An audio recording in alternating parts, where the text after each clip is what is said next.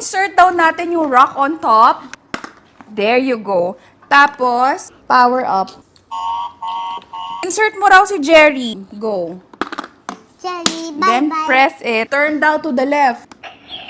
Tapos, press down the lever 3 times. Bye-bye, Jelly. 1, 2, 3. Transform.